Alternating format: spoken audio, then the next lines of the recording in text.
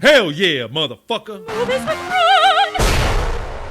You're listening to Movies with Ron, the podcast where my older brother surprises me with a movie he saw because I don't go see him anymore.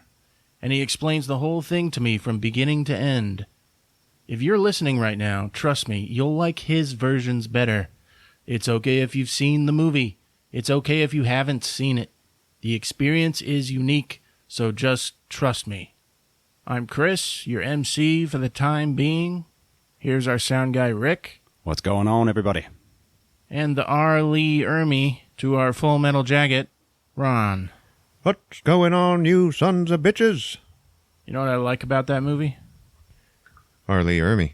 I like Private Pyle. I like how back then he was the fat one, and like these days he's like not so bad looking. Yeah.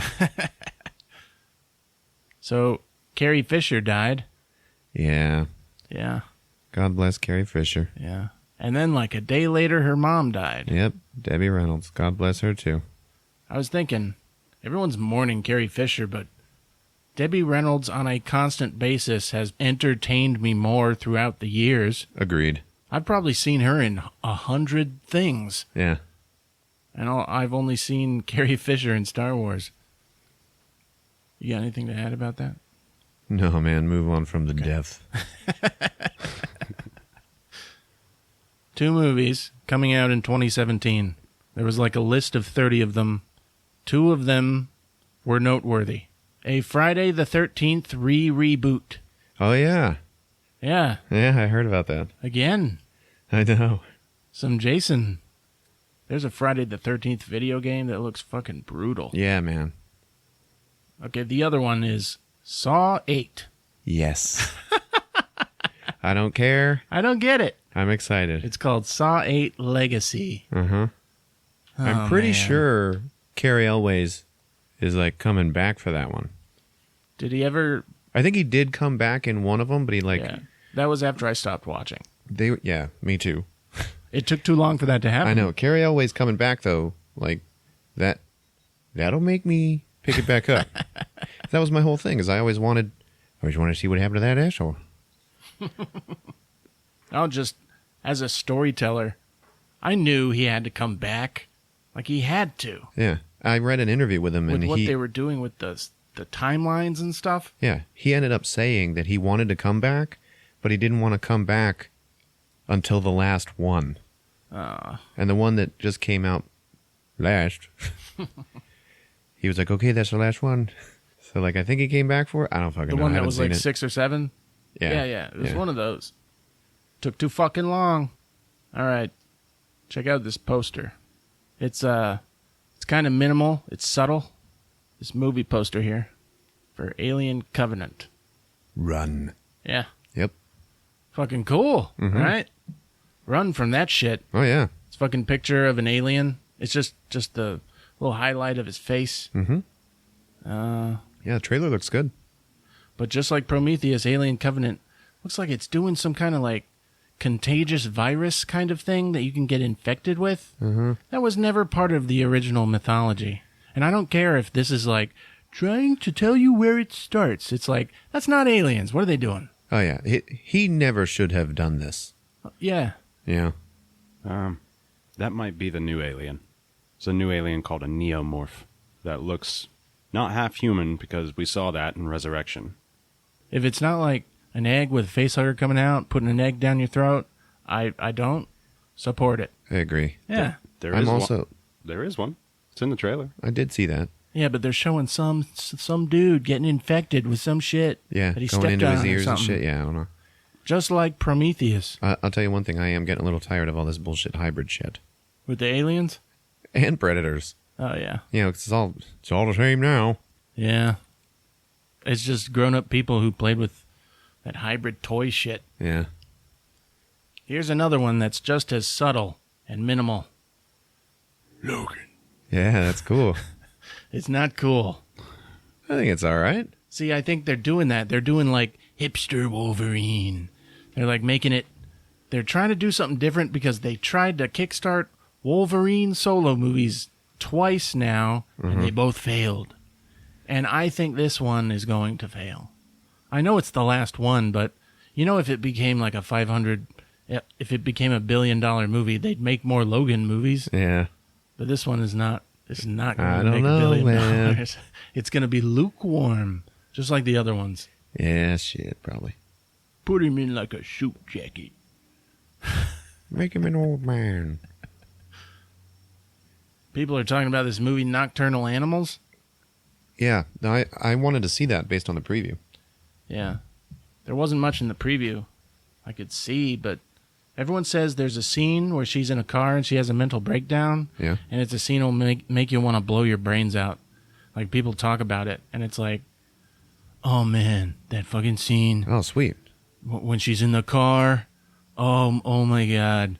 And that's why I want to see it. Yeah, cool. Yeah. I like her. More and more. Oh, yeah. She's like the new Meryl Streep. Yes, Yeah. She I'd agree. will be. Yeah, she will be. They even had that movie together about the cooking. Oh, yeah, okay. Remember that shit? Yeah. About the cooking? You make a romantic comedy, make it also about food. Every romantic comedy that has also been about food is good. Like what? Chocolat. Oh, yeah, chocolat. There's others. That was a good one. Yeah. All right, breaking news. In the news. Chris Columbus is aggressively working on Gremlins 3. Oh, yes. He wrote the first two, and he wrote the first one, took a back seat for the sequel, but then he noticed that people were trying to do remakes and reboots, Yeah. and he publicly said, that will never happen to Gremlins, and started writing a third one. Yes. Yeah. That is great. Oh, man. They're going to turn it into a reboot. He's going to get screwed. Oh, man, don't say that. I know. That sucks. I got more. I wanna recommend the first two movies. Well, do it. Yeah. See Gremlins 1 and Gremlins 2. I know we've talked about doing like retro episodes. We should still do them. Oh, yeah, we totally should. But people listening, see Gremlins 1 and 2. It's the first one's like a Christmas movie, Yeah. and the dad, who's like an amateur inventor, he goes to the city and to the Asian antique shop. Uh-huh. And Their last name is Peltzer. yeah. He's like the CEO of Peltzer Industries, which is just him. And he gets a mogwai Mogwai. from the guy, from the old Asian man, Yeah. I used to have who's like dumb enough to sell this to this guy. I used to have nightmares about that dude. What were they about? Him killing my family while they slept and tearing off their lips. And he had like white eyes, which he kind of does in the movie, I think. I think you're mistaking him from the iconic white-eyed bad Asian dude from Big Trouble Little China. No. That dude's fucking frightening. You see him like standing in the corner of your bedroom? Uh-huh. Oh, fuck. I don't think he...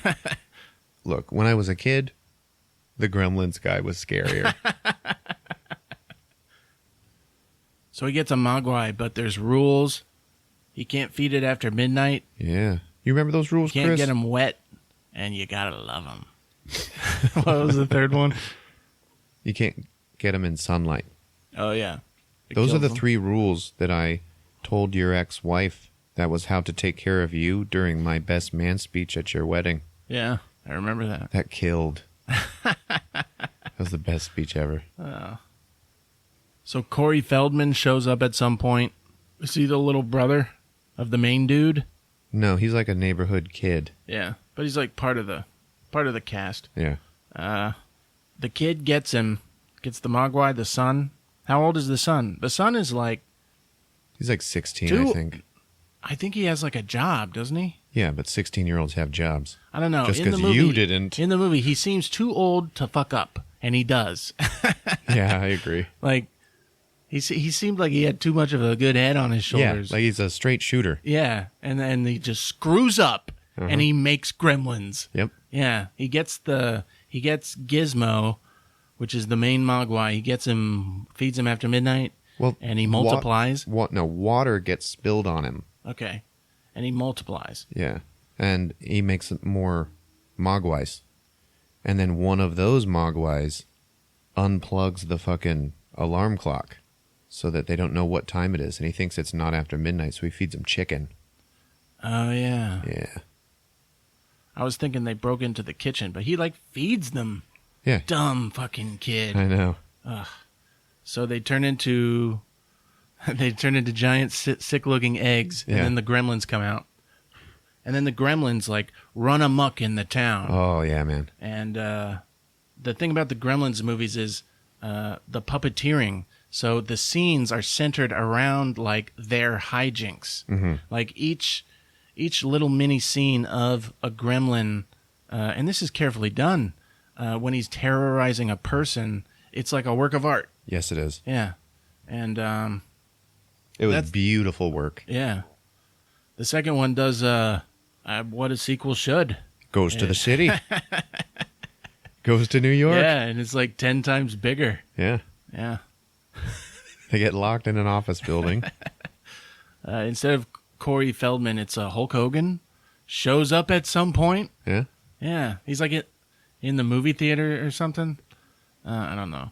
There ends up being a crazy science lab where then the gremlins like become hybrid versions of stuff. Yeah, man. There ends up being like a spider gremlin. Yeah. And it's like, oh, fuck. And there's like a fucking vegetable gremlin. And the thing about... One turns into a female. Oh, with yeah. big red lips. Fucking vegetable gremlin. Yeah. The gremlins are like sickening and scary, but also like family friendly and cute at the same time. Uh-huh. Yeah, it's they're good movies. I'm excited about the third one. I was thinking about playing a game where we pitch a third one. All right. You want to do that? A third Gremlins. Okay. Hell yeah. Watch the first two. All right. Find a way to. And so should you, everyone. Gremlins 3, Baker's Dozen. The fuck? The second one was called The New Batch. Oh, really? Yeah. Okay. Also got a recommendation from a listener. All right. His name's Brian. Hey, Brian. He says, I have a recommendation for you guys. You've probably seen it, but if you haven't, you gotta. 1983's Yellowbeard. Oh, yeah. Remember Yellowbeard? I do. Yeah, he Do says. you? Yeah. All right. Like it was, okay, let me finish. He says, it's got a lot of Monty Python guys like Graham Chapman, John Cleese, Eric Idle, which is also why I wasn't so big into it. I've never been into the Monty Python, anyone associated with it. I hear you. Yeah. Okay, he goes on. But also Madeline Kahn, Peter Boyle, Cheech and Chong. It's great. And then he quotes, 2 farthings for a lump of shit. Yeah. What? That's the one thing you remember from that movie. There's another part that I remember. That's the part where you, like, rewind it. It is. I haven't rewound something multiple times because I just loved it so much. That was probably the last time I ever did that. 5 farthings for a lump of shit. There's this part where they're raiding the castle at the end, and Yellowbeard runs into his son, who has his damsel in distress with him. And Yellowbeard looks at his son and goes, "Oh, hello, son." And then he looks at his girlfriend, and he looks back at him, and he goes, "Been out raping, have you?" Okay, so what'd you go see? I didn't go see anything. Oh, really? Yeah, I watched an old one, man. You said you want to do more retro episodes. Here we go. All right. So I was talking with Rick earlier, and I hadn't decided what to do, and he showed me a list. I've also been keeping a list of possibilities. Yeah. So I scanned through his list, and I just handed him back his phone, and I was like, okay, I got it. And he was like, well, what is it? I was like, you don't get to know yet. So, ladies and gentlemen, tonight on Movies with Ron, we have got a much-beloved classic from our childhood, Tremors. Ah, shit. Yeah, baby. Oh, man, I fucking love that movie. Yeah, me too. Ah. I looked at his list, and I was like, no, Tremors. Okay, I'm good. We were at the right fucking age when that came out. Yeah, we were, man. That was like the coolest movie. It actually totally tanked in theaters, but it once it came out on VHS, it tripled its box office sales. It was like a runaway smash hit on VHS. Yeah. Yeah. They've made like 5 of them now.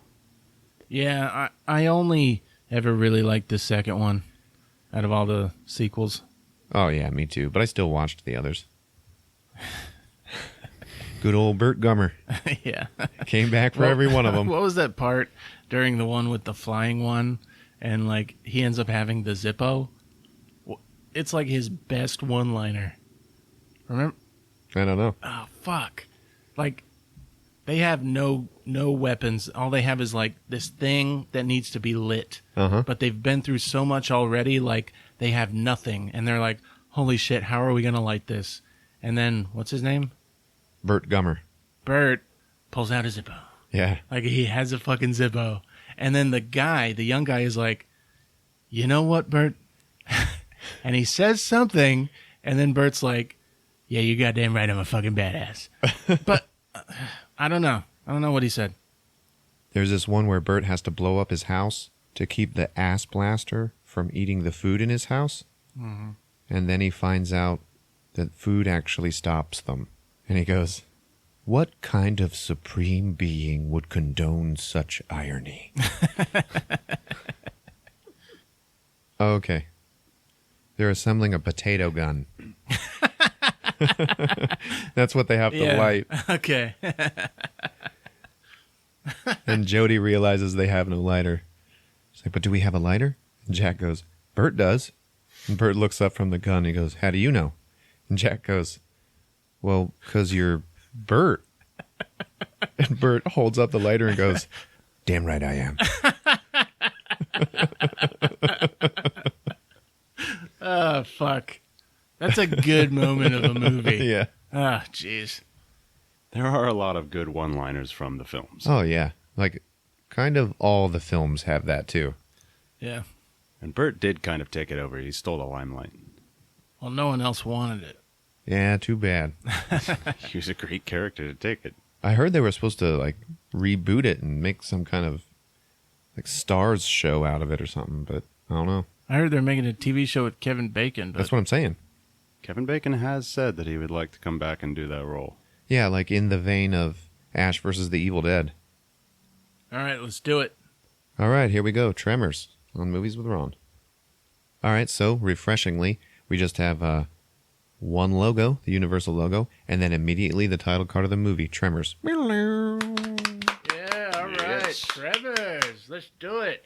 Okay, so we open up on like a field out in the desert, and it's at the like the edge of a cliff, okay? And there's some cows off in the distance and stuff, and then we see Val, who is played by Kevin Bacon. Mm-hmm. And he has just woken up. Apparently he and Earl, his buddy, played by Fred Ward, have slept in the truck. Together. And Val is up, and, he's off peeing. So then he goes over to wake up Earl, and he's like, paging Mr. Earl Bassett, this is your wake-up call. Please move your ass. And Earl does not wake up.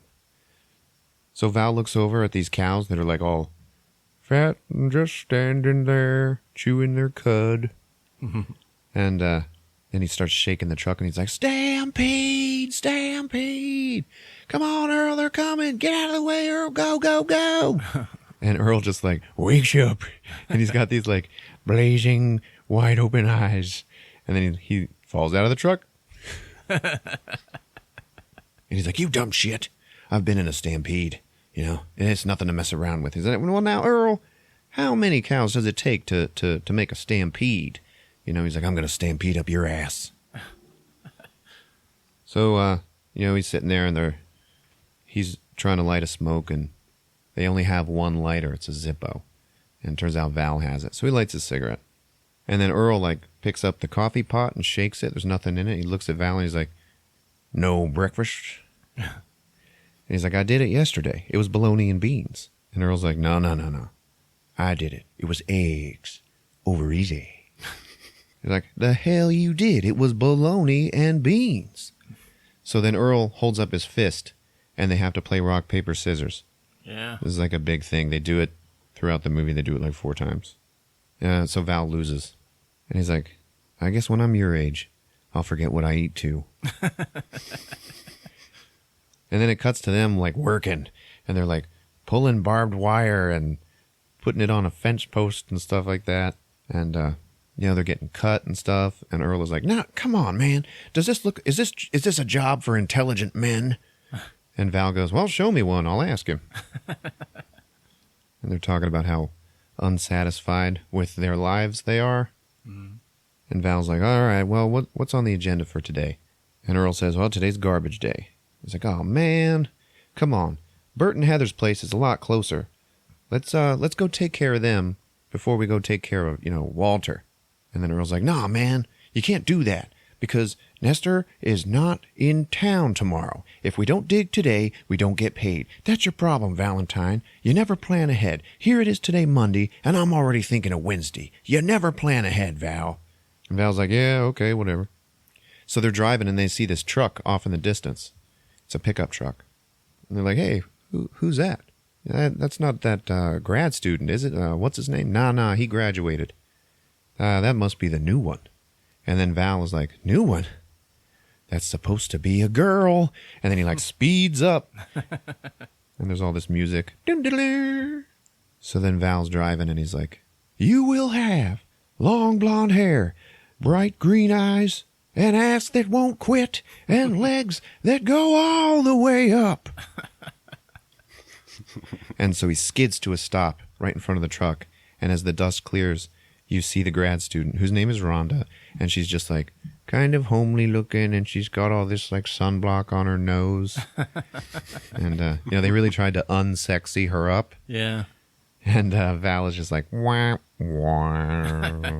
She got this very unflattering hat. Yes. With the brim in the front. Uh-huh. Yeah. So they meet her, and she's out there in the desert taking seismograph readings and stuff for her college. And she's like, yeah, hey guys, if there's been any drilling or blasting around here, because the seismographs are giving me some really strange readings here. And Val, who is completely uninterested now, just goes, yeah, we'll ask around, or whatever. And Earl's just like, nice meeting you. And so they drive away. So they're still in the truck, and Earl is like, hey, we could go take a look at those seismo whatevers for her if you want. He's like, well, man, what do we know about seismographs? He's like, I don't know. It might be a good way to get to know her. And Val's like, no way. And then Earl's like, oh, come on, man. You're always after that same type of girl. And they're always like, oh, I broke a nail. And he's like, well, I am a victim of circumstance. And then Earl goes, I thought you called it your pecker. So they arrive in town, and they park outside of the general store, which is one of the only 2 interior sets of this entire movie. Yeah. There is only 2 of them. That's what I love about this movie. Yeah. Walter Chang's. Was he the Asian guy from Gremlins? He was the good Asian guy from Big Trouble in Little China. Yeah, that's true. So there's this teenage kid outside, dribbling a basketball. His name's Melvin. He's incredibly annoying throughout this entire film. I know you guys know what I'm talking about. Yeah, he's a piece of shit. Yeah. So they're going in the store, and they're like, Melvin, touch that truck and die. In the store, we meet Bert and Heather Gummer. Okay, Bert is played by the dad from Family Ties. And his wife, played by, in her first movie role ever as an actress, Reba McEntire. Yeah. And not bad. Yeah, she did great. Yeah. So they're talking, yeah, we met that new grad student out there, and Bert's like, yeah, them college kids, they're gonna dig up some kind of uranium out here, and you know what happens then? The government's gonna come in. Imminent domain. Time to move. And everybody's like, oh man, he's crazy. Because he's a survivalist. Yeah. Reba McEntire's like, down, honey, down. Yeah. They make fun of him for always being ready for World War III. Right then, the old-timey soda refrigerator in the general store starts making this big loud noise. Okay? Mm-hmm. It's really loud. Chang looks at Val and Earl and he's like, oh, you guys, bearing going out. What do you think? Look at it.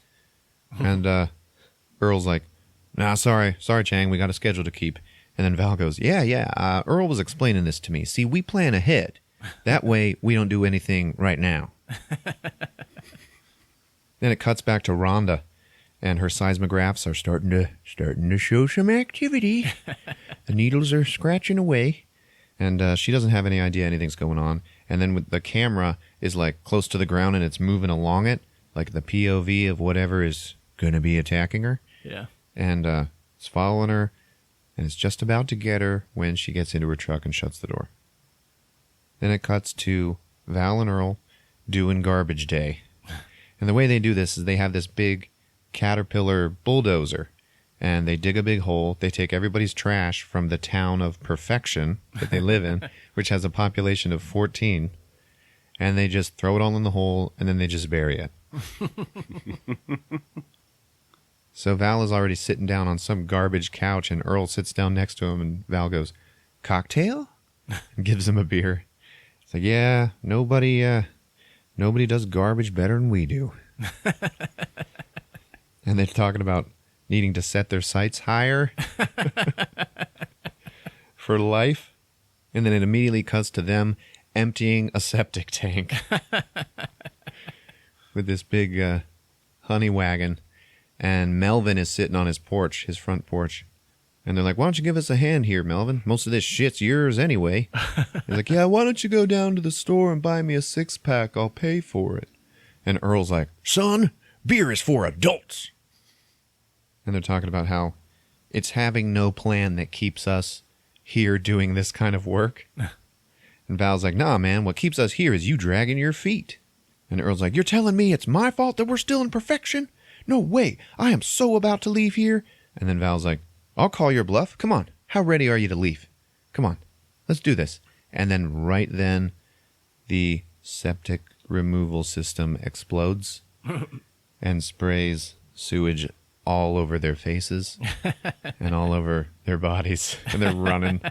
And Melvin is just sitting there laughing his ass off. And then it cuts to them showered, packing up their truck and leaving town forever. They're going to Bixby. So they're driving, and then they stop by this other neighbor lady's house named Nancy, who's got a daughter, Mindy, who's always on a pogo stick with headphones on. Yeah. And Nancy's like, "Hey, guys, I got a job for you." And they're like, No, sorry, we can't. We're going to Bixby. And she's like, "Yeah, but, well, no, wait, I've got so many orders, and I need to build my new firing kiln. It's at least a month's work. Come on, guys." And they're like, "Nah, sorry." And she's like, "I'll throw in lunches." And they're like, "No." And she goes, "And beer." And then they look at each other like, "Oh, man." And then it just cuts to them on the road, speeding away, going, "Woohoo! I can't believe we said no to free beer. There's nothing stopping us now." So along the highway are some power lines. And those power towers... And there's this guy just sitting up on one of them, and they're like, "Oh, man, that is some crazy work. You'll never catch me up there doing that." And then Val's like, "Hey, wait a minute. Isn't that old Edgar?" It's like, "Nah, man, that's not him." "Yeah, no, that's him. He always wears that same jacket. Come on, pull over." So they pull over, and they're calling up to this guy, Edgar, and he's not moving. And they're like, "Oh, great, he's drunk." Well, who's going to go up and get him? And then they play rock, paper, scissors again, and Val again loses. So he's like, "Damn it, Edgar, I got to come up here and get your old ass." He gets up there and he sees Edgar is dead. And he's all like leathery and gross, and he's got a rifle in his hand, and it scares Val. He's like, "Oh my God." And then it just cuts to, I guess they got him down somehow. And he's laying in the back of their truck, and they took him to the town doctor. And like, "Well, what was it, doctor? A heart attack?" And then the guy's like, "Oh, no. Examining him, I can see that it was thirst. He died of thirst." And then Earl's like, "He just sat up there and died of thirst?" It's like, "Oh, yeah. Well, how long would that take? Like a day or two? Oh, maybe 3 or 4 days." And then it cuts to this old farmer, and he's got a whole bunch of sheep. And he's just like using his hoe in his field. And, all the sheep start getting spooked and everything, and he's like looking at them, and behind him he's got this weird scarecrow, and it like kind of tilts over, like there's something underneath it, Yeah. moving through the ground. And then all of a sudden he just gets pulled down into the ground screaming. It cuts to Rhonda. She sees her graphs are going crazy and stuff. And then it cuts to this construction crew who's out on the highway. And they're jackhammering and stuff. And then Val and Earl's truck goes by. And they're like, well, why do you think Edgar was up there? You know, obviously somebody chased him up there. And Earl's like, somebody who ain't scared of a Winchester rifle. And they're like, what the hell? Because they see this old farmer's field full of sheep, and it's just full of blood. Yeah. Blood and meat all over the place. And they get out, and they're calling for the guy, Fred, Fred! And then they see his hat in the middle of his field, and they go and pick it up, and underneath it is old Fred's face. Just sitting there. And they freak out, and they're like, what the hell is going on? I mean, what the hell is going on?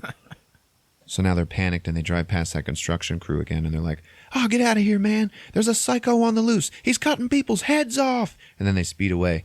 And there's only 2 workers, and one of them's like, And then Pulling our chain. Yeah, the one with the jackhammer is like, he's pulling our chain. And he just keeps working. But the other guy is like, And he like picks up a crowbar, and he's just like, holding it just in case. Then the guy with the jackhammer hammers down into the road, and then all of a sudden you hear this, and then this, and all this orange-red blood pumps up out of the ground. Mm-hmm. Okay, and he's like, what the hell? And then the jackhammer just speeds away from him, like stuck in the road still. Yeah. And he's freaking out, and then the cord from the jackhammer gets wrapped around his foot, and now he's dragged with it, and it takes him up some hill, and then you hear him get ripped to shreds, and then his buddy is like, hey man, hey, and then there's a giant rock slide that comes down and kills his friend. So then it cuts back to the store, and Val and Earl are they're telling the other townsfolk what's going on, and this one guy, Nestor, is telling them they gotta go to Bixby, they gotta get the police, and they gotta step on it. Okay, and Val's getting into his truck, and he goes, consider it stepped on. So they're driving, and Val is like, yeah, it looks like we decided to leave perfection just one damn day too late. Yeah, everyone we know between here and Bixby is dead. Look out! And then they almost hit all of the rocks that slid down and have now blocked the road. Right. So they can't get out. Fuck. So they back the truck up to try to turn it around, and they're backed up against the hill, and then they get hung up. And he's he's trying to move the truck, and it's not going anywhere. It's like they're stuck. And Earl's like, you're hung up. I am not hung up. Vroom, vroom, vroom, vroom. You're going to burn the clutch. And then all of a sudden, they get free, and they drive away. And Val's like, man, calm down, man. And Earl's like, look, man, I do not need to spend the night out here. He's getting scared. So they go back to the store to tell everybody about that. And everybody just looks at their truck, and they're like, whoa, gross. What is that? And it smells really bad. And hanging off of the rear axle of the truck is this big, probably 6-foot long, giant eel snake looking thing. And it's dead. And it's bit onto their rear axle. And it was just hanging on. And they're like, see, I told you were hung up. And they're like, what the hell is this thing? Is it like an eel, a slug? What's going on? Everybody's like, oh, it's gross. And old Walter Chang comes out. He's like, I'll give you $5 for that, boys. And Val just goes, 20. And Chang goes, okay, 10. 15. Okay, 15. And then Val and Earl are like, yeah, damn right. Damn right, 15. Yeah. So then Bert Gummer, he's looking at it, and he's like, there's no way just one of those killed the whole flock of Fred's sheep. Are you saying there's more of them? And then it cuts to that doctor from earlier and his wife, and it's nighttime. And you can see that they are living in a trailer, but because they're building their house. They're like building their dream house out in Perfection, Nevada. Yeah. And the wife is like, yeah, we got to go to Bixby tomorrow because the cinder blocks are in. And the doctor's like, oh, the cinder blocks, yeah. Well, you know what? Why don't we just not finish the roof? We can just live under the stars. And they're like, oh, yeah, they're laughing and stuff. And then their generator goes out. And he's like, oh, damn it. So he goes out to investigate it, and he's like, it's gone. She's like, what are you talking about? Are you sure it was right there? He's like, it was right here. Here's the cord. So he picks up the cord and he follows it, and it just disappears into the ground. And he's like, well, maybe the ground caved in. You know, there's all kinds of old mines around here. And she's like, well, don't fall in then.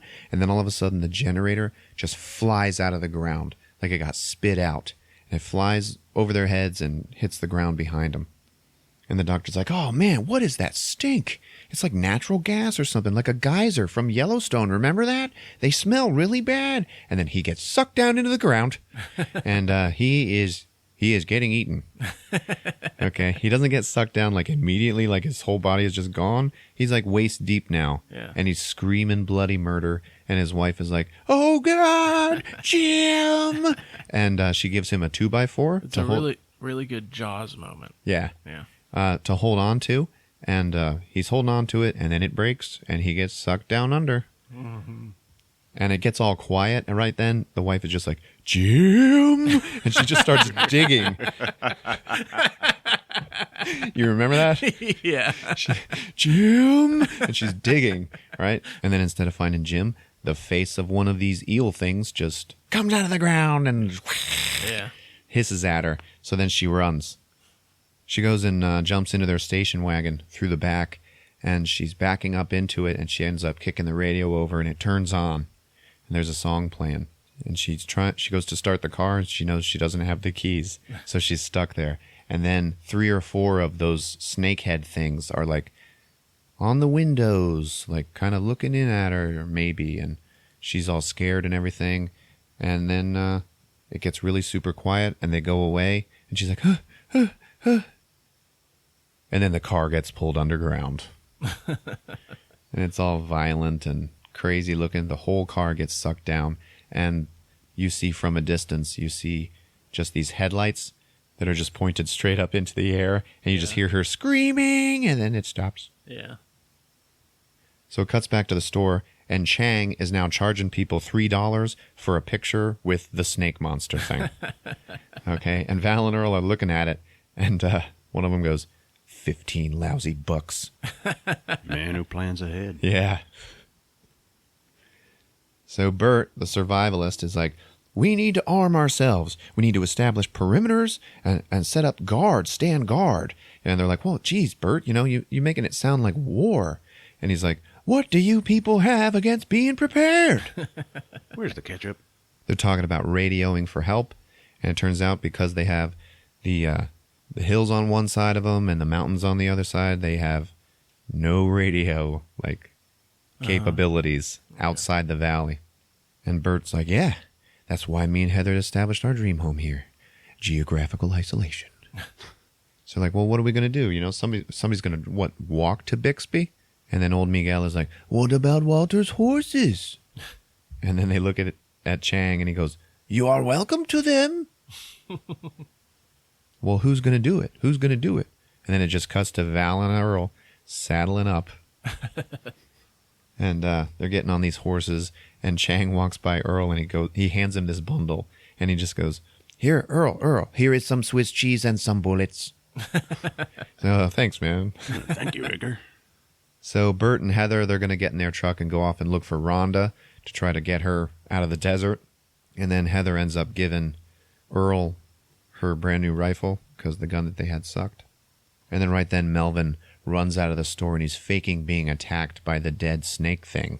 He's got it on his shoulders and everything. He's like, oh, it's got me. And everybody's just like, Melvin, I'm going to kick your ass. So Val and Earl ride off. And they're in the desert, and they come across the doctor's place. And they're trying to find him, and no, there's nobody there. No, him or his wife. But you can hear a song playing in the distance. I just learned on IMDb that the song is singing about Jesus kick me through the goalposts of life. And they're like, oh, it's fine. You know what? His car's not here. Okay, he just left. And Val's like, well, where the hell's the damn golden oldie coming from? And they're looking for it, and they get closer, and they end up kicking something in the ground. And now the music is a lot louder. So they're like, what the heck's that? And they dig, and they uncover the front grill of the station wagon, and then the still burning headlights. Yeah. Sticking out of the ground. It's weird, man. It was a weird shot. So they're riding away, and they're like, what the hell are they? And, and how How can they bury a whole station wagon? And Earl's like, yeah, no, the question is why? Why would they do it? And then their horses start having trouble and getting a little scared and skittish, you know? And they're like, what the hell's going on? Oh, they got wind of something bad. And then the horses like get knocked down. They get knocked off of their horses. Like, you okay? Yeah, you okay? Yeah, yeah. Well, what about my horse? They turn around, they look at Earl's horse, and it is totally wrapped up in these snake monsters that's pulling it away and like killing it. So they get freaked out and they run. And they're like, that's how they get you. That's how they get you. They're under the goddamn ground. And then there's this big giant shaking the ground. And they're like, oh man, must be 1,000,000 of them. And then all of a sudden, this one giant slug just busts up out of the ground. And then Val goes, nope, just one. And then it opens its maw, and 3 or 4 of those snakes come out of it. Like, those are the tongues of the monster. Yeah. So they're like, run! And they're running, and they're getting chased by it. And there's like a trail, like a gopher trail behind them. Like, you can see the mound of dirt moving. Yeah. So you know they're being chased. Every once in a while when that's happening, you'll see this like short little shot of underground and then something big moving past it. Yeah.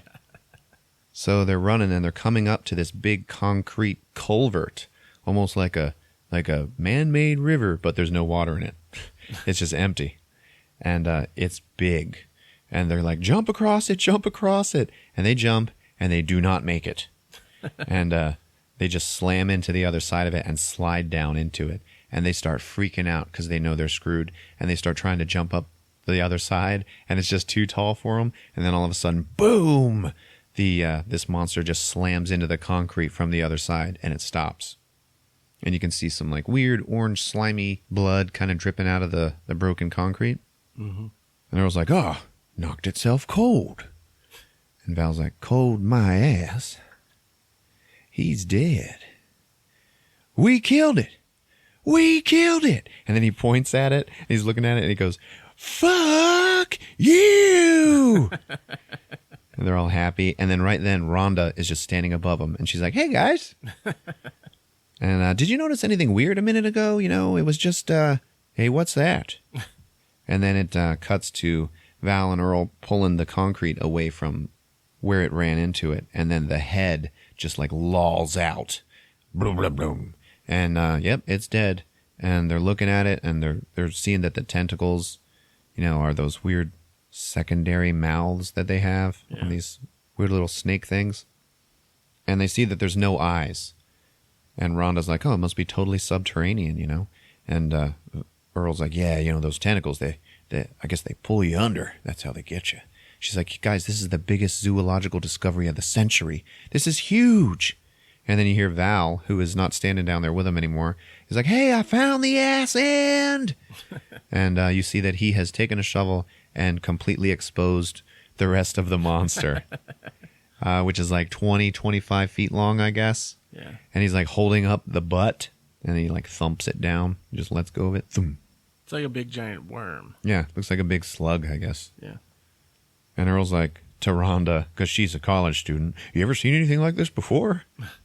And Val's like, oh yeah, Earl. I mean, everybody knows about it. We just didn't tell you. No, man, nobody's ever seen this before. Like, we are on to something here. And Earl's like, I'll tell you one thing. Old Chang ain't getting his slick mitts on this for no $15. You got that right. Like, all right, you know, what are we going to need for this? We're going to need a flatbed truck, you know, and like with a winch. No, not a winch. A winch will tear it up. Yeah, we need a crane with straps. And Rhonda goes, wait, you guys, according to my readings, there were at least 3 more of these things. And they're like, what? And she shows them her data, and she was getting the same readings at the same time, like all over the valley in like 3 other different spots. So she's deduced that there's 3 more of these monsters in the valley somewhere. Right. So now they get a little scared. And they're like, where's your truck? She's like, oh, it's over there behind some rocks and stuff. And as they're going, Earl's leg gets sucked down into the ground. He's like, ah! And they turn around and they look, and it turns out, oh, I just stepped in a prairie dog hole. And Val's like, little bastards. Then all of a sudden, her seismograph readings start going crazy, and the ground starts shaking and rumbling, and they have to run. And they're getting chased again by another one. So they jump up onto this big rock, and those little snake things are at the base of it, like feeling around. That's big in this movie. There's these formations of rocks. Boulders. Residual boulders. Yeah. And as these snake things are feeling around on the rock, they see that it's the one that had grabbed their truck, because one of them is ripped off. And they're like, well, at least they can't climb. So then they're just sitting there, and they're there for hours. And they're talking about how, there's no fossil record for these things. So, okay, maybe they predate the fossil record. Oh, yeah, and maybe we just haven't seen them until now. Right. And then Earl's like, I vote for outer space. No way these are local boys. And they're like, well, there's been no sign for hours, Somebody's got to go see. And then Val's just like, why is it always me? And he's down there, and they're like, be careful, Valentine. Them things got a good 6-foot reach. He's like, yeah, Earl. And he just picks up a stick, and he's like poking at the ground, and yep, the snake things come out. They go to grab him. And so they're freaked out. They're like, wow, man, it's just been sitting there. Like, what do we do? And they're like, well, how does it even know we're here? And Val's like, well, it doesn't have any eyes. I say it's been listening. But anyway, they're stuck there all night. So we cut to the morning, and Val is sleeping right next to Rhonda. And they wake up, and it turns out that in the night, Val had draped his jacket over Rhonda to keep her warm. And he's like shivering. And then Earl's like looking at him like, oh yeah, you like her, don't you? Oh, you're such a gentleman. And she looks at him and she's like, thank you. And he's like, yeah, no problem, anytime. So then they toss something down at the ground, and that monster is still there. It like rears its head up and stuff. And they're like, man, that's why Edgar died on that tower. They just sit down there and they wait. And I think that's when she talks about, it being the rock being the perfect conductor. So they have no way of leaving. So Val and Earl are arguing about how to get out of there. And then all of a sudden, Rhonda just goes, you guys know how to pole vault? And she found like 3 poles just leaning up against the rock. And she pole vaults from one rock to the next. Yeah. And she's like, yeah, we'll just stay on these residual boulders. Residual boulders. Yeah, and Earl is like, yeah, the residual boulders. So Earl goes to try pole vaulting. He makes it halfway and then falls back onto the original rock. And everybody laughs. And then Val, like, spits on his hands. And then he does it. And he does it perfectly. And Earl just goes, yeah, pretty good. So then we get a music montage of them pole vaulting all in unison, each to the next rock. It's weird. It's like all this like harmonica music. Yeah. So then they're all on the last one together. And they're like, okay, this thing's not going to give us much time to get into the truck. So let's all go together. I'm like, okay. Rhonda puts the truck keys in her mouth, and then they all pole vault into the truck bed. So then Rhonda opens up the rear window of the cab and then just crawls inside. Her legs are still hanging out. The snake heads are coming up trying to get him and everything. She starts up the truck and presses down on the gas pedal with her hand. So that's how she's driving the truck. The truck speeds away. They get away from the snake monster thing. And Val and Earl are just looking at each other like, yeah, okay, we did it. And then she's just like, can somebody help me here? So then it cuts back to the store, and they're telling all the townsfolk about these creatures and what they are. And everybody's like, oh, where have they come? Where are they from? Where have they come from? What's going on? And they're like, it doesn't matter where they came from, man, because nobody knows. And then Chang is like, there is no name. They don't have a name. We should name them. And everybody else is freaking out. Someone's going to find us, right? And at the same time, Chang and Melvin are sitting over on his counter, and they're coming up with names. And Melvin's like, suckoids? And then Chang is like, yeah, oids, I like that. Snakeoids. How about snakeoids? And they're talking about how they get you from under the ground. And this guy Nestor is like, well, I'll tell you one thing. One of them comes after me. I'm just going to hit him with a 5-pound pickaxe. Like, no, man, that is not going to work. These things are hardcore. Okay? And then Val's like, hey, you guys, wake up! Everybody's dead. They're coming down the valley. This whole valley is just a big, long smorgasbord. Everybody is gonna die. And the other guy's like, yeah, how about a chainsaw? Chainsaw will work. And then right then, Chang's just like, graboids! Yeah, graboids! And then they come up with they should all head to the mountains because these things can't move through rock. And Nancy is like, has anybody seen Mindy? Like, yeah, I think she was playing outside. So Nancy goes out to look for her. And Melvin's out there and he's bouncing a basketball. All of a sudden he bounces the basketball down and it doesn't come back up. And you just hear, wow! And he looks down and he freaks out. And he's screaming. And everybody inside thinks that he's like crying wolf again. It's like, damn, Melvin, we're going to kick his ass. They go outside and Melvin is up on a light post, just hanging on for dear life. And he's terrified looking. And then right then, there's a graboid attack. Up from out of the ground. And everybody's like, get inside, get inside. And they're all panicked. They go into the store and then they're all like, be quiet. Everybody be quiet. Don't make any noise. And the floorboards are creaking. So this thing's moving under the floor and everything. And everybody's quiet. And they're making no noise. And no vibrations. Don't make any vibrations. And then all of a sudden they hear the pogo stick going outside. And it's Mindy. So they go to the window and the doors and they're trying to get her attention. And she cannot hear them because she's got headphones in. So Val has to run and get her. So he runs and he pulls her down off of the pogo stick and he's got her on the ground. And the pogo stick is still standing upright. And then it just gets sucked down into the dirt. So they run. And Val runs and he gets up on top of his truck. And Earl and Rhonda are outside and they're looking at what's going on. And there's another one coming from the other side of town. And everybody's got to start running. And Rhonda's running and she gets stuck in some barbed wire. And it gets like wrapped up all in her feet. And then one of the monsters like grabs the fence post that the barbed wire is attached to and it starts pulling it underground. So she's getting dragged forward. Mm-hmm. At this point, Val comes up to her and he starts trying to help her. And you can tell that he's getting cut, she's getting cut. And then he's just like, get out of your pants. So they just take her pants off and then they run. And then it cuts to everybody is now inside the store. Melvin's still outside, but he's up on top of the roof of some shack. And Nancy and Mindy made it onto the roof of their own house, as did Nestor. You can tell some time has gone by because everybody's being quiet, and Val is dressing all of these wounds that are on Rhonda's legs. Okay? There's all these little bloody spots and little bandages and everything. And she's looking down at her legs, and she looks up at Val, and he's just like, trying to help her with her legs. And then she looks over to the right, and there's Earl just sitting there smoking a cigarette, like, staring at her. Staring at her legs. He's not staring at her legs. Smiling. Yeah, smiling. Just like... He's being approving of the moment that his friend is having. I think it's both. Then Rhonda looks back at Val, and Val looks over at Earl, and Earl looks at Val, and he just kind of like gives him a nod, like, go for it. Yeah.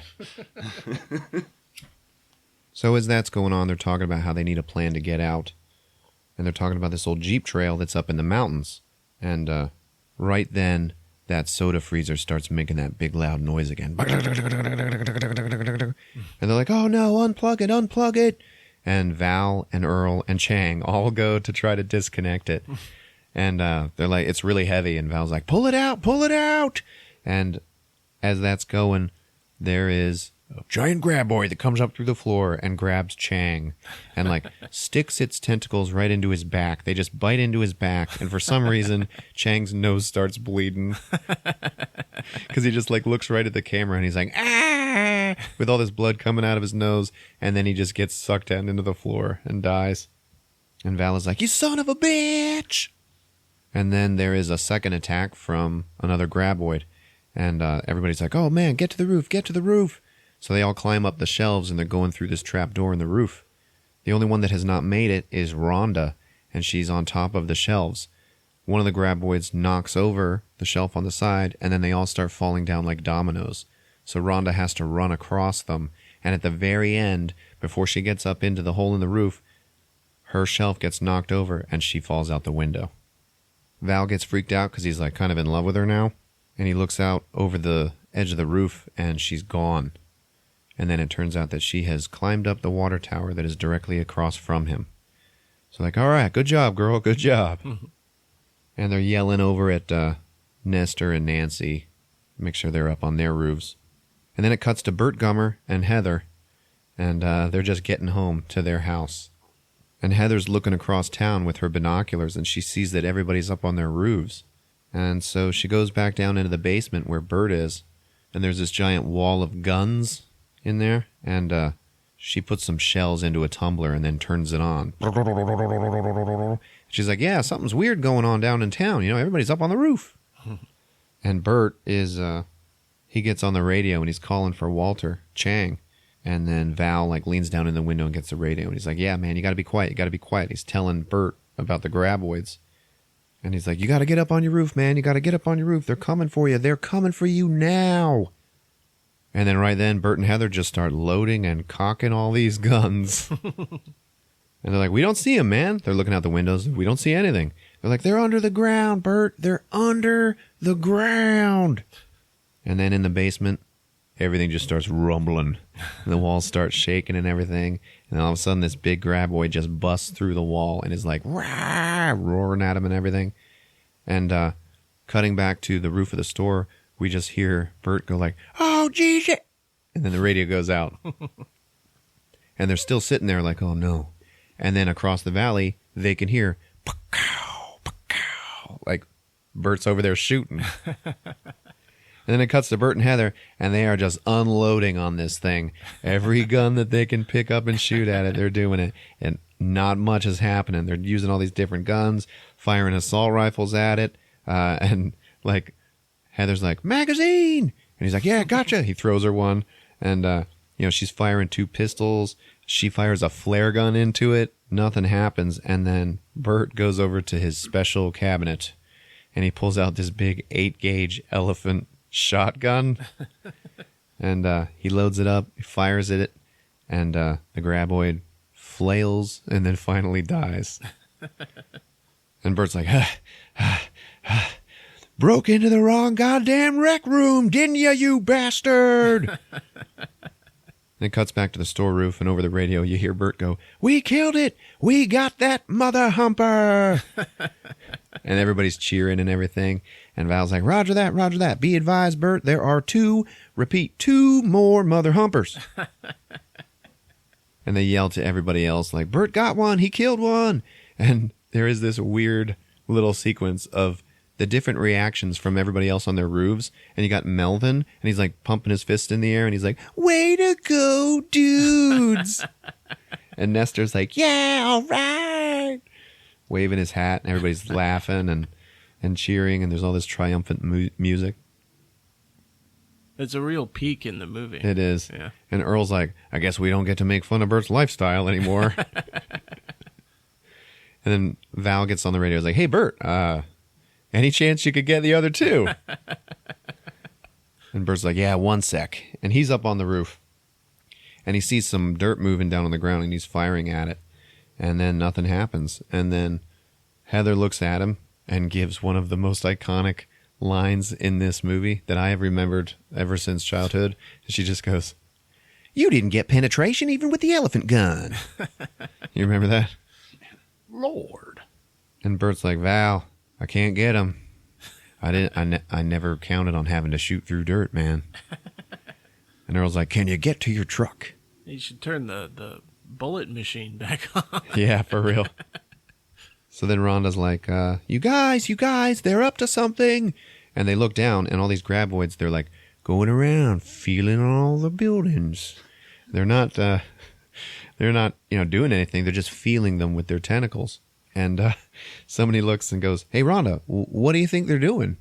And she just looks up and goes, why do you keep asking me? And then the store starts shaking.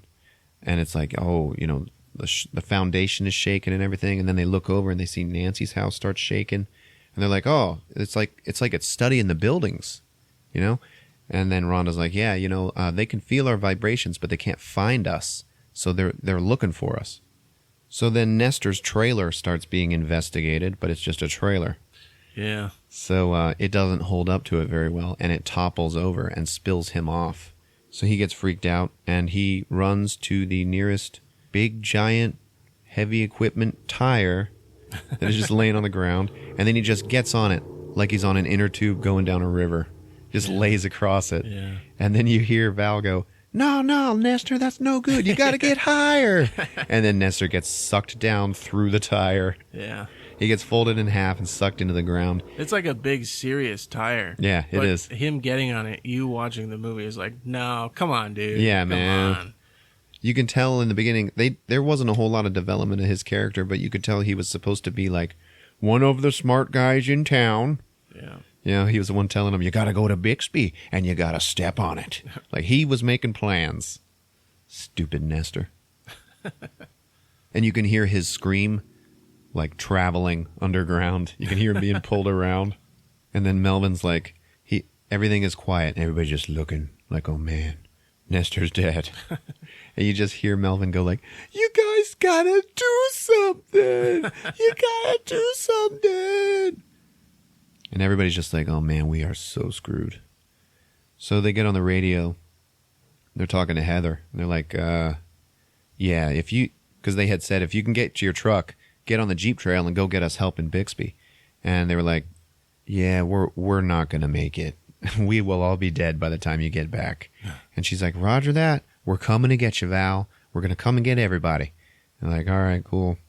And then they look down because now they can hear some commotion down at their own truck, and it is being torn apart from underneath by a graboid. And the alarm's going off and everything. And then she gets on the radio. She's like, yeah, Val, you're going to have to forget about the truck. And everybody's just like, oh, they're just totally defeated. Rhonda's like, hey, you know what? The plan hasn't changed. We still got to get to the mountains. And Val's like, yeah, but we need a helicopter to get there, or a goddamn tank. And then Earl's like, wait a minute. He snaps his fingers. He's like, the caterpillar, the one that they were using to bury the garbage. Yeah. Okay. And he's like, that thing's got to weigh 30 tons. There's no way those things can lift 30 tons. And Miguel is like, we can't all fit on the bulldozer. And they're like, yeah, but maybe we could drag something behind it, you know? How about that old semi-trailer? And they're like, all right, yeah. And Earl's like, we got a plan. And they look out at the caterpillar, and it's very far away. And they're like, yeah, but it's a pretty long walk. And so then they come up with this plan that they need a diversion. You know, maybe if they can create some kind of decoy, it will give one of them time to run out to it. And then Miguel goes, how about Walter's old tractor? You know, we could start him up, let him go. Okay, let them follow him around if they like that noise.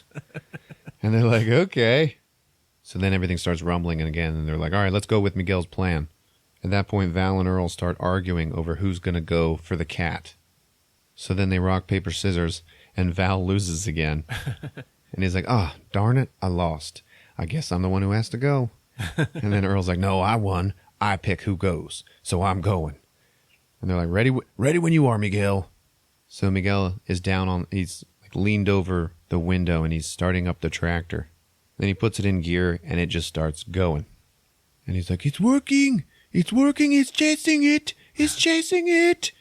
And at that point, Val just looks at Earl, and he's like, good luck, shithead. And Earl's like, don't worry about me, jerk off. And then Val just elbows him in the stomach, knocks all the wind out of him, and starts running for the cat. He jumps over the edge of the roof, lands on an awning above the store entry, and then that just collapses, and Val just slams down onto the ground on his butt. And he's like, oh. And it takes him a minute to like get his bearings, but he gets up and he starts running for the caterpillar. At that point, on the other side of town, the tractor runs over a hill and like topples over, and the engine dies. So then the graboids start chasing Val, and they are coming at him fast, like he is screwed. And Rhonda screams at him, Val, don't move. And so he stops, and the graboids are like right around him, and they're feeling around with their tentacles, and they just can't find him. He has to like keep like lifting his foot up so that they don't like bite his leg or something like that. Like they know where he is, but they just can't quite find him. So then Earl's like, we gotta make some noise. We gotta make a lot of noise. And, the girls up there, like, everybody's banging on stuff like, come on, come get me, you slime buckets. Earl's like, you sons of bitches. And Melvin is like, come on, what are you scared? I hate that kid. And it's not working. They're not coming after him. So then Rhonda gets this awesome genius idea, and she turns on the water on the water tower, and it just starts draining into the dirt below her. So then Earl's like, yeah, good thinking, girl, good thinking. And the graboids come after that. So Val finally gets to the cat, and he starts it up. Now the graboids are trying to tear down the water tower. And Rhonda's like kind of freaking out a little bit. Val hooks up the trailer and then starts driving the caterpillar. And he's like, Yahoo! There's more triumphant music and shit. That plan's working. Yeah. So then Rhonda jumps down into the bucket of the cat and then climbs down with Val. And he's like, you okay? And she's like, yeah. And he's like, all right, here goes. And you see the graboids like grabbing at the tank treads of the caterpillar, and then they can't really do anything. So they're like, yeah, it's working. Let's do this. Then it cuts to Bert and Heather, and they are on their roof, and they are making pipe bombs. A lot of them. And they can hear the caterpillar coming up, and they look over the side, and Bert's like, goddamn, armored transport. And they're like, come on, man, we're leaving. We're going for the mountains. And then Bert's like, yeah, well, if we're going to go prepared. And they're like, come on, man, we don't have very long. These things are smart. All right. He's like, yeah, well, we got some new things to teach them. He's like holding up a pipe bomb. So they're tossing in guns and ammo and bags. And then they get into the trailer that they're pulling. And Melvin is like, hey, give me a gun. I'll take one. And Bert's like, I wouldn't give you a gun if it was World War III. So then they leave, and they're riding away from Bert and Heather's house. And Bert's just like looking at it, like longingly. And he just goes, food. He's talking to his wife. He goes, food for 5 years, 1,000 gallons of gas, air filtration, water filtration, Geiger counter, bomb shelter, underground goddamn monsters. And she's like, yeah, I'm sorry, babe. So then it cuts to them. They're out in the desert, and they are almost to the mountains. And everybody's all happy. And they're like, where are they? Where's the graboids? And you can see some dust plumes off in the distance. Like, what are they doing out there? And Val's like, I don't care what they're doing, as long as they're doing it way over there. Now, as they're riding along, Bert is like, he's holding the elephant gun, and he's riding up in the bucket of the caterpillar. And all of a sudden he's like, wait, look out! And then the caterpillar crashes down into the ground, like in a hole or something. Bert gets spilled out. Everybody, gets shook up. And they're like, what happened? And Val's like, they dug a trap. And they start shooting at the ground. Nothing's working. And then all of a sudden Bert just like lights one of the bombs. And he looks over the side of the trailer and he goes, hungry? Eat this! And he throws the bomb. And there is the biggest boom from this little pipe bomb that he made. And the graboids kind of like, they run away. I mean, they're underground, but it scared them or whatever. And they're like, man, Bert, what's in those? And he's like, household chemicals in the proper proportions. And they're like, they're coming back. They're going to get us.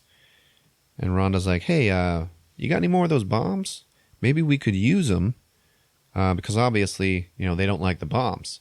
So maybe we could throw one in the direction that we want to go. And when they go away, that's when we run towards that rock over there. And Melvin's like, what if it doesn't work? What if it doesn't scare them? She's like, I don't think it does scare them. I think it hurts them, because they're sensitive to seismic vibration. Mm-hmm. And Melvin is freaking out. Like, he does not want to get out of the trailer and run. He's like, no, what if they're too fast? And then right then, Bert holds a gun up for Melvin to take, and he goes, yo, Melvin. And then Melvin's eyes train on the gun, and he's all happy. And then Bert goes, this'll make him think twice. And then Melvin takes it. So they throw the bomb, the graboids run away, and then they all start running for these rocks. As they are running for the rocks, Melvin, like a dumbass, just like turns around and tries to shoot at them, despite the fact that they're underground. And we already know that doesn't work. And his gun just clicks. And he's like, what? No, Bert, you asshole. And they all make it to this one big boulder. And once they're up there and safe, Melvin's like, there's no bullets here, Bert. There's no bullets in this gun. And then Bert just goes, got you moving, didn't it? So now both graboids, because there's only 2 left now, are at the base of the rock, feeling around on the rock. And they're like, yeah, but, can we even make it to the mountains from here? Maybe we could use the bombs to do what we just did. And Val's like, no way. We need 50 of those bombs. Which is funny because it looked to me like they might have had 50 in the bag. Yeah. And Earl's like, we're stuck. And Val goes, well, we're not going to pole vault out of here, that's for sure. Fucking pole vaulting. I know. So Reba McEntire, Heather, she's listened to them to their defeatist talk. She's like, well, listen to yourselves. It's like you're giving up. And then Rhonda's just like, oh, no. We know about this. They will just sit here and wait until we die. That is what will happen. And then Bert starts going like, we could have made a stand at our place. We had food, water, shelter. And then Val's just like, you know what? We could have just left you there. We could have just left you on that roof. And Bert's like, I wish you had, fearless leader. Who put you guys in charge anyway? And then they have to be separated because they're about to fight. And Val's looking at Earl and he's like, them graboids don't kill him, I will. And Bert turns around and he's like, what'd you say? And Reba McEntire kind of pulls him away and she's like, yeah, no, come on. No, I know. He thinks he knows everything. So then time passes and they're all just sitting on the rock. Like totally motionless and hopeless. And Bert just says, and he's holding a bomb in his hand and he goes, when it comes to starvation, I'm going to take one of these with the fuse lit and I'm going to walk out there and I'm just going to let them take me down. And Heather goes, good Lord, honey. And then Earl goes, that's not a bad idea. And Val starts laughing. And then Earl's like, no, I got an idea. And then we get this big sequence where they tie a rope around a bomb. And everybody else starts throwing rocks into this one certain spot, kind of baiting the graboid to that spot out in the distance.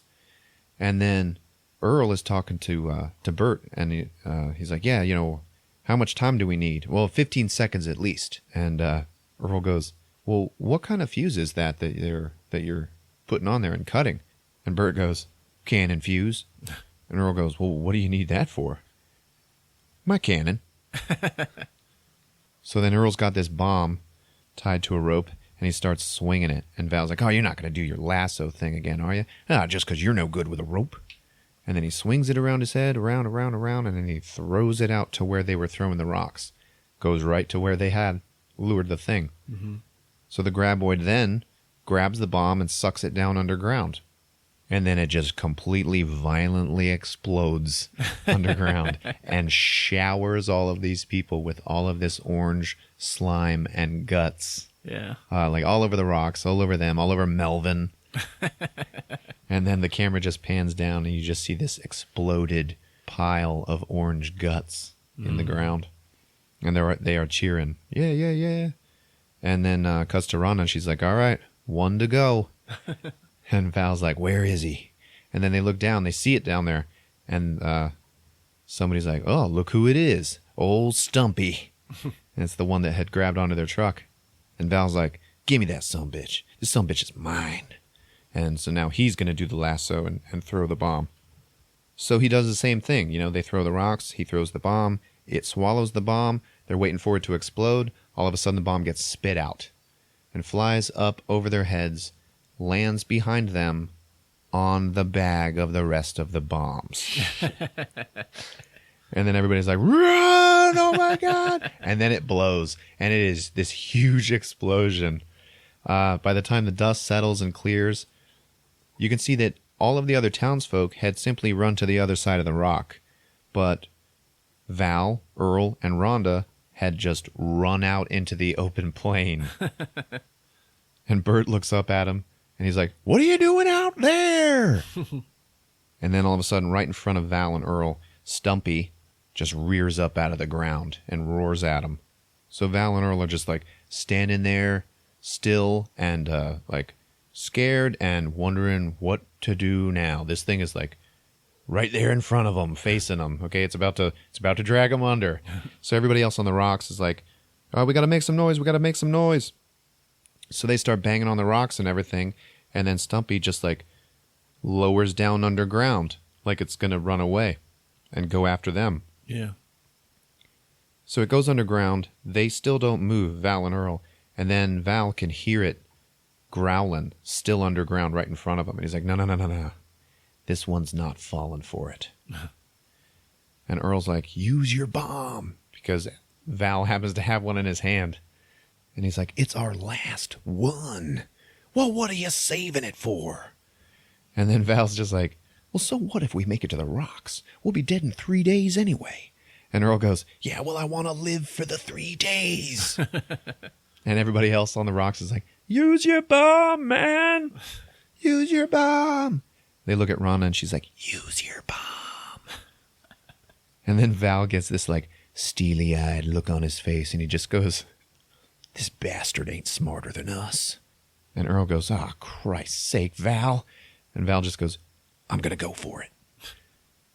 And he just starts running. And Earl follows him and he's like, what are you doing? And Val's running and he just goes, I got a goddamn plan. And so they're running next to each other and they both start patting down their pockets looking for a lighter to light the bomb. And they're like, where is it? And then Rhonda pulls it out of her pocket and she's like, I've got it. So then she has to run and catch up with them. So now all three of them are just running. Okay? They finally run, and they run out of room because they are now at a cliff edge. And not a lot of people know this, but this is the same cliff edge that Val was peeing off of in the very beginning of the movie, just before he woke Earl up in the truck. Oh, nice. So they stop at the cliff edge, and then they light the bomb, and Val throws it. And then Earl's like, nah, too far, you threw it behind him. And then the bomb goes off, boom! But see, what happened was the shock from the bomb hurt Stumpy. So Stumpy surges forward like super fast. Val is standing in the middle. Earl and Rhonda jump to their respective sides, and Val just jumps over Stumpy. And Stumpy flies right out of the cliff face and falls and crashes onto the rocks below. In this big, wet sack of orange crap that just explodes all over the rocks below. They did a pretty good job with these graboids. They really did. As he was jumping, he goes, can you fly, you sucker? Okay, so then the dust settles and they're looking at each other and Earl's like looking at him like, yeah, man, you did it. And Val just goes, well, I just suddenly remembered, Stampede. A return to where we started. Yeah, full circle. So everybody's cheering, woohoo, woohoo, Val, yeah. So we don't waste any time, and we immediately cut to the epilogue. And now Val and Earl, who are now like nice and showered, okay, and Val's in his nice white cowboy t-shirt. His hair's still kind of wet from his shower, and he's wearing a hat, okay. And they're putting some brand new tires on the truck that they got from Bert, and they're getting ready to go to Bixby. And they're talking about, now when we get to Bixby, all right, we got to make some calls, okay? We can be in People magazine. And then Earl looks at Val and he's like, People? Hell, National Geographic. And they're like, yeah. And they're smiling and they're all happy. And Rhonda just goes, smile. And they turn around and she's taking their picture. So now Val is looking at her and it's all awkward. And he's like, yeah, hey. And she's like, yeah, Bert gave me his camera. I'm going to document everything that happened. Probably going to start by taking some pictures of the one we dug up. He's like, yeah, that'd be good. Pictures, that picture's good. That'd be good. And she's like, yeah, so I guess this is goodbye. I guess I'll see you around. And he's like, uh-huh. And then she's like, all right, well, see ya. And he's like, bye. So then she starts walking away. At that point, Earl just like slams the hood on the truck and is staring at Val. And Val just goes, I know, I'm working up to it. So he starts running towards her and he's talking to himself. He's like, what am I doing? What does she want with a guy like me anyway? going for a damn PhD. Rhonda? And then she turns around and she's like, yeah? She's like excited that he called back to her. And he's standing there talking to her and he's like, I just wanted to. And she's like, uh-huh. And they're looking in each other's eyes. And then he just grabs her and kisses her. And it's like harmonica music and everything. And then the camera pans back.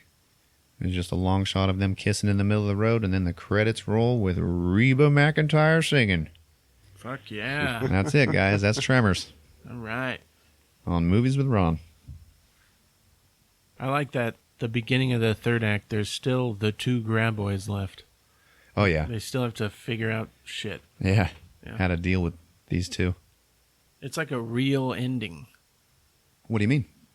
The third act is a complete change in location, Uh-huh. and it's like a whole other story, other set of problems. Yeah, I agree. It's a brand new conflict. Yeah. And you don't see that a lot. I don't know. Yeah, I hear you. There's not really any Deus ex machina in this one, you know? Yeah. I never got the Stampede thing until now. Well, there you go. Yeah. Rick, I know you love this movie. Yeah. Any thoughts? I don't know. I was a kid when I saw this movie. Like, showing it to my friends, and then we'd go out and play Tremors. Yeah. And you were like, I'm Val. The whole can't be on the ground shit. Yeah. Yeah, pole vaulting off of cars with broomsticks. It not really working, but that's okay. Awesome movie. Awesome movie to see when you're that young. Yeah, we were at the perfect age for this. Yeah. It, you know every character's name, Yeah. except for like the construction workers. Uh-huh. So it's just like a play, but it does the one thing that makes a movie a movie. It's mostly outside, Uh-huh. and it's there's so much movement. Oh, yeah. Yeah, Everybody's always running yeah, or driving. Yeah, the only two interior sets were inside the store and then inside Bert's basement. yeah. Like that's a movie. Yeah. Yeah. Good job, man. All right, thanks, guys. Yeah, man. This was fun. I'm glad I picked this one. They end up flying. Yeah, they do. And they end up ass blasting. The second movie, the sequel, is also pretty good. Tremors 2, Aftershocks. Yeah, that's a good one. It That almost was good. It almost makes up for not having Kevin Bacon in it. Yeah, almost. Yeah. It was great that Fred Ward was back. And he's like, at the beginning of that movie, he's just like, living his loser life. After he, like, blew his wad on all the money that he was supposed to get from it. Yeah. And he's got like a Graboids arcade game in his trailer. And his last salvo of trying to make a living for himself with the very last of his fortune, he bought like an ostrich farm. Yeah. And he's only got like 2 of them. And Burt Gummer shows up and his wife left him. Yeah, this one's heavy on the Bert. Yeah, it is. Yeah. But that's good. And for good reason, yeah. Yeah. But Bert still has that graboid head, and he's got it stuffed like taxidermy Yeah. on the wall of his basement. Yeah. It's the one that he killed, yeah. The one that he killed in his basement. True to form, Bert. And he like brings the pipe bombs back, Uh-huh. and he puts one on like an RC truck. Yeah. Yeah. There's a big montage where it's a There- bunch of trucks, a Yeah. bunch of little remote control trucks. Yeah, this big musical montage With bombs of on them out in like the countryside of Mexico. The sequel, there's like 50 graboids. Yeah. It gets very feel good, very quick. I loved it. So there you have it. Tremors 2 on Movies with Ron. All right, folks. Look us up on Twitter, Instagram, at Movies with Ron. We got a Facebook group. We update them regularly. Let us know what you think. Leave us a rating and review. Hit subscribe. Add us to your favorites. It's been fun. Love you guys. Take care. Movies with Ron.